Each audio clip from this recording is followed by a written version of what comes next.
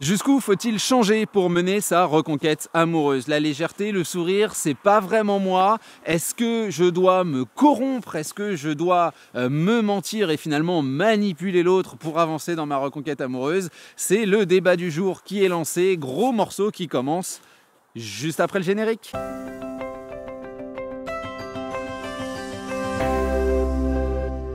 Salut à vous, c'est Jean-Baptiste de jbmarcy.com. Ravi de vous retrouver aujourd'hui dans ce que j'aurais aimé être un beau jour de printemps. Moins 18 au thermomètre, on repassera pour le printemps. On va encore attendre quelques jours, quelques semaines. En tout cas, ensemble, on continue de nous focaliser sur les thématiques qui touchent directement votre reconquête amoureuse. Aujourd'hui, un sujet, un questionnement, une objection finalement qui revient relativement souvent, à savoir, voilà, j'ai l'impression que ce qui est prôné, cette idée de dynamisme, cette idée de sourire, cette idée de légèreté, ce n'est pas vraiment moi.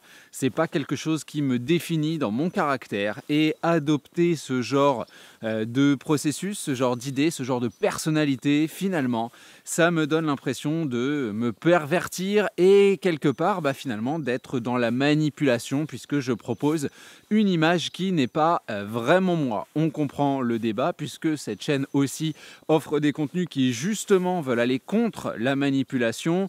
C'est pas le but, qu'on ait l'impression de se moquer ou de mentir ou de tricher vis-à-vis de l'autre. Du coup, je me suis dit que lancer ce débat serait relativement intéressant pour qu'on puisse se placer et continuer à évoluer matériellement et surtout intellectuellement. Donc pour répondre à cette vidéo, 3 parties, je vais pas vous faire le coup, voilà, j'ai des moufles, donc forcément vous n'allez pas voir les chiffres, mais on commence malgré tout avec la première de nos parties, qui est la question qu'on doit se poser, si on a peur justement de ne pas être le véritable soi, il faudrait le définir. Donc c'est quoi le vrai moi? Et la question est intéressante dans le cadre, bien évidemment, d'une rupture amoureuse. Qui vous êtes depuis votre enfance, la manière dont vous évoluez, vos valeurs, etc. Bien évidemment, c'est le socle de qui vous représentez, ce que vous représentez aujourd'hui. Mais comme tout un chacun, vous évoluez en fonction des problèmes et des évolutions environnementales, des situations que vous rencontrez. La rupture amoureuse, qu'est-ce que ça crée justement comme, j'ai envie de dire, bulle émotionnelle? Ça crée quelque chose qui relève quand même, je pense qu'on sera tous d'accord, de la tristesse, de la douleur, d'un sentiment d'injustice et derrière de volonté intellectuelle que sont la compréhension, l'explication, la justification, l'argumentation et ce genre de choses. Je pense qu'on voit assez rapidement où je veux en venir.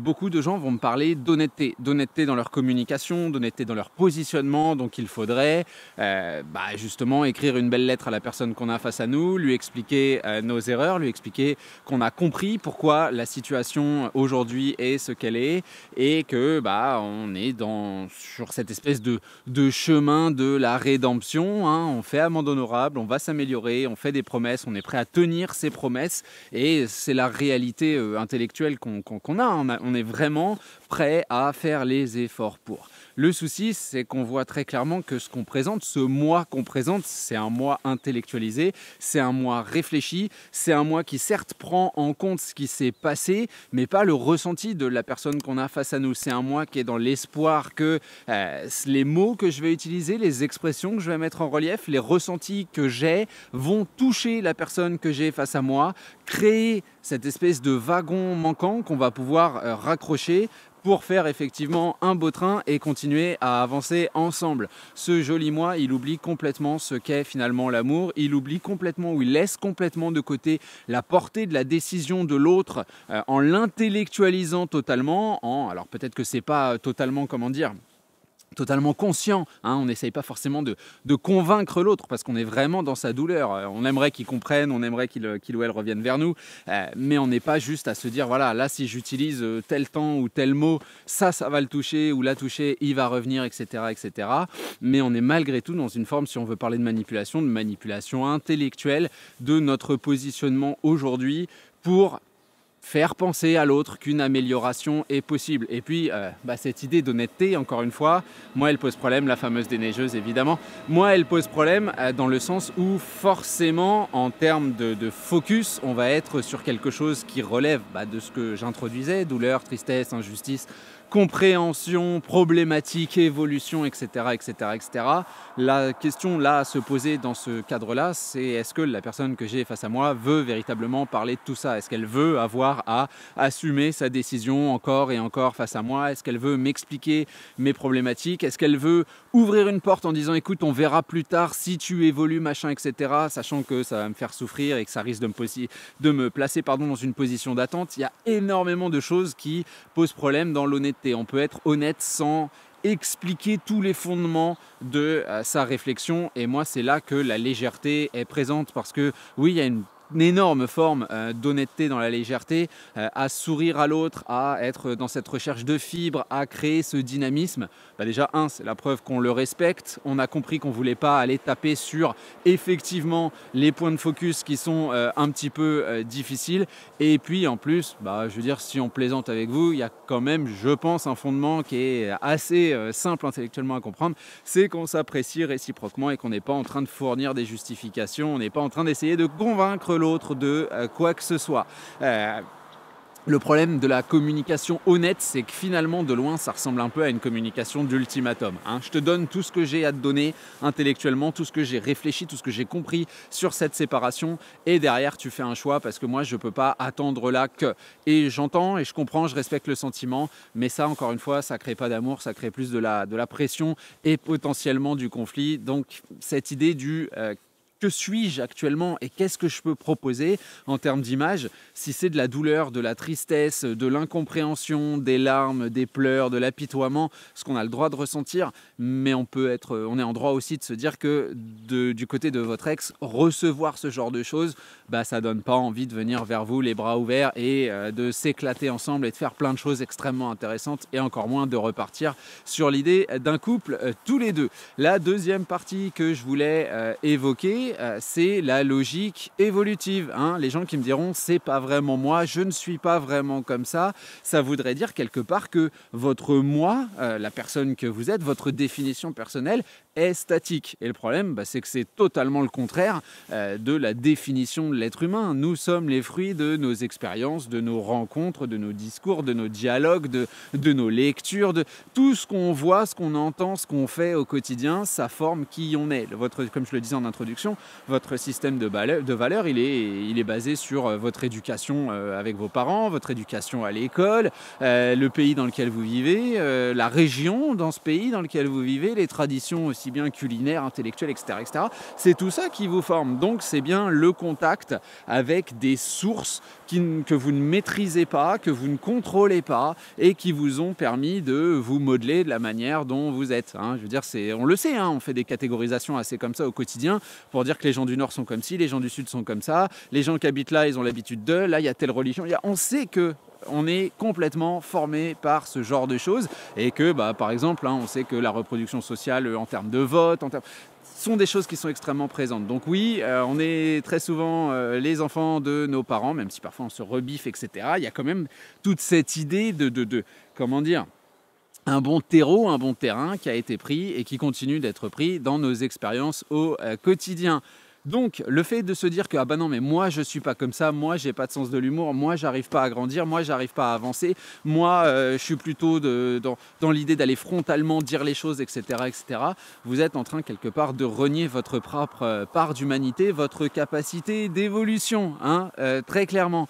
Donc il y a quand même cette idée en plus que, je suis désolé, mais on vient de prendre une sacrée je recommence, on vient de prendre une sacrée claque dans la tronche, c'est dur, les L et les R des alternatifs quand on parle vite, et du coup après ce chaos, se relever et se dire tiens, je vais faire les choses un petit peu autrement, dis donc. Est-ce que c'est complètement idiot ou est-ce que c'est une preuve d'intelligence? L'intelligence étant bien évidemment entendue comme une capacité d'adaptation. Personnellement, je trouve pas ça si bizarre que ça, d'avoir face à nous quelqu'un qui nous a dit stop et nous de chercher à évoluer de manière déjà communicationnelle et proposer quelque chose qui soit différent, qui soit agréable, qui ne soit pas conflictuel et qui permette aux deux parties de déculpabiliser. Je dis pas que ça marche directement, je dis que très clairement, d'un point de vue vue de votre évolution, on a à gagner à faire ça parce que, un, effectivement, comme on le disait dans la première partie, on propose une image différente. Deux, il y a une potentialité de réciprocité qui est très intéressante et le tout dans le non-dit, dans le déplacement de focus, quelque chose de relativement satisfaisant qui nous permet de continuer à avancer et de construire quelque chose. Donc on est quand même dans quelque chose qui, moi, me paraît intéressant, me paraît même effectivement intelligent. Après aussi, ce qu'il faut se poser comme question quand on est dans ce cadre, à se dire ah non, non, non, moi je peux pas être léger, dynamique, agréable, souriant, nanani, nanana. Mais vous avez jamais, de toute votre vie, vous n'avez jamais fait, c'est une question, n'avez-vous jamais fait plutôt une expérience qui a bouleversé votre façon de voir les choses dans tel ou tel domaine, mais quelque chose, une réussite, un échec, quelque chose que vous avez vu de vos propres yeux et qu'aujourd'hui, du coup, vous avez à force de réaction ou de réflexion, je ne sais pas, selon le critère que vous avez pu voir, l'expérience que vous avez pu faire, qui aujourd'hui, vous en avez fait un réflexe quotidien ou quelque chose qui est véritablement ancré en vous. Je pense qu'on a tous ce genre de choses. Hein. On a tous fait une expérience où encore 10, 15, 20 ans plus tard, on se rappelle de ce truc-là et on se dit, ah oui, il y a cet enseignement-là qui découle de ce genre de choses. Donc, techniquement, avant l'occurrence de cette situation, vous n'étiez pas comme vous êtes aujourd'hui et vous l'êtes devenu de manière quasi instantanée. Là, heureusement, ce n'est pas quelque chose d'instantané qu'on se propose. Hein. L'étude de ce que j'appelle le système crise, de la fibre, de votre environnement, de cette mouvance-là, finalement, c'est un truc, on a le droit de prendre son temps. On ne vous demande pas du jour au lendemain de devenir Coluche. Hein. C'est absolument pas le but. Mais il y a une réadaptation à une situation qui est extrêmement difficile et qui, à mon sens, est extrêmement respectable. En plus, réussir à sourire à un adversaire, à l'adversité en règle générale, ça nous met dans un bien meilleur état d'esprit pour l'affronter. La troisième, je l'ai fait quand même, c'est pas grave. La troisième partie que je voulais aborder avec vous, bien évidemment, peut-être intellectuellement la plus importante, c'est la déconstruction de l'idée de manipulation. Si on parle de manipulation, il faut qu'on essaye de la définir, chose qu'on a déjà fait, pas dans cette vidéo, mais je me permets de le refaire du coup. La manipulation, ça serait quand même de faire semblant d'être quelqu'un ou de présenter un set de valeurs pour forcer l'autre à nous donner quelque chose à ses dépens. Hein. Donc ici, quelque part, ça s'applique presque, parce qu'effectivement, nous, on veut qu'on nous redonne une atmosphère positive, une chance, la possibilité de mener un couple, etc. etc. Maintenant, moi, ce qui me titille un petit peu, c'est l'idée de faire semblant. Hein. Bien évidemment qu'au début, après quelques semaines de rupture amoureuse, on est dans le fond du trou, donc il y a une idée de fake it until you make it. Hein. Tu souris avec ton sourire jaune, tu te forces à sortir, alors que tu as zéro envie. Maintenant, le principe du naturel, ce qui est opposé à l'inné. Hein. L'inné, c'est quelque chose qu'on a depuis la naissance. Le naturel, c'est quelque chose qui peut se travailler jusqu'à ce que, comme son nom l'indique, il devienne naturel. Hein. Si vous faites du sport, le service au tennis, par exemple, la première fois que tu vas servir, tu vas tous les mettre dans le filet. Et puis à force de faire du tennis 2, 3, 4 fois par semaine et de t'entraîner, le tennis, le service, c'est un truc que tu vas faire complètement naturellement. Voilà, donc ça va devenir naturel et ce n'est pas inné. Même chose avec notre communication positive, quelque chose sur lequel on s'entraîne qui devient finalement naturel, donc on n'est plus du tout dans le faire semblant et dans l'idée de forcer l'autre à ses dépens, c'est pareil, si notre communication et notre rapport avec lui évolue, du coup c'est plus à ses dépens qu'on fait semblant, déjà on fait plus semblant, donc ça on l'a rayé de la phrase, mais c'est plus à ses dépens qu'on propose quelque chose, on a tous les deux quelque chose à y gagner, comme je le dis souvent, l'idée de déculpabiliser, une atmosphère positive, quelque chose de sympa, quelque chose d'agréable, je pense que personne n'aime avoir des ennemis, très clairement, et le fait de se dire que j'ai un ex, une ex qui me propose quelque chose d'agréable, qui me tient pas la grappe non plus tout le temps, qui me saoule pas, qui respecte ma décision et qui est capable de me faire sourire, c'est quand même vachement plus agréable que de se dire on se déteste, on s'est bloqué, on me fait un silence radio, on m'envoie un message tous les 6 mois pour voir si mes sentiments sont revenus et après, voilà, là on a sans doute d'ailleurs plus l'impression d'être manipulé. Du coup, moi je trouve que la linéarité, elle va complètement contre cette idée de manipulation puisqu'on affiche toujours la même façon de voir les choses et de communiquer. Tout à coup, on est souriant, qu'on soit souriant avec nous, qu'on soit absent dans la communication, qu'on soit agressif. Nous, on reste dans cette idée de, entre guillemets, pas faire de vagues et rester là avec un sourire. Donc c'est pareil, cette idée de manipulation, pour moi, je la vois plus comme quelque chose où on s'adapte à la personne qu'on a face à nous et à chacun de ces mouvements, on fait un mouvement pour contrer. Nous, non, c'est un mouvement qui est relativement plat, qui est dynamique, mais qui est plat, si vous voulez. C'est pas de la côte, c'est pas de la grande descente, c'est surtout pas des virages à 180. Donc c'est pareil, moi, cette idée de constance et de toujours chercher à faire la même chose, pour moi, elle va complètement contre l'idée de manipulation, puisque au contraire, quelqu'un qui manipule cherchera justement la faille jusqu'à temps qu'il la trouve et continuera à changer, à évoluer jusqu'à temps qu'on trouve cette dernière. Nous, on ne change pas pour l'autre, on change pour nous. Donc, encore une fois, cette idée, cette définition de la manipulation, elle ne colle pas du tout avec la vision qu'on a de la reconquête amoureuse. Au contraire, moi je vois ça comme une upgrade, quoi. Voilà, il nous est arrivé quelque chose de difficile avec cette rupture amoureuse.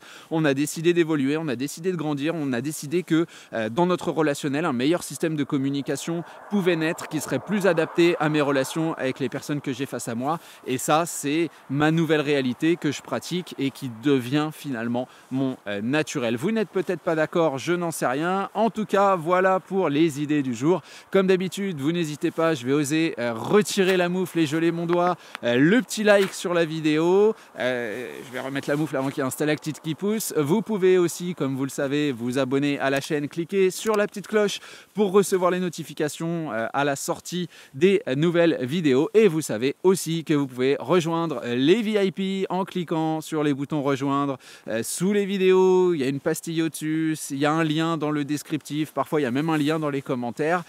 Choisissez le programme VIP et là vous aurez une vidéo par jour où vous pouvez en plus communiquer directement avec moi pour me proposer des sujets à traiter. Voilà pour aujourd'hui, j'ai fait le tour. On se retrouve donc la semaine prochaine pour un prochain contenu. Salut à vous!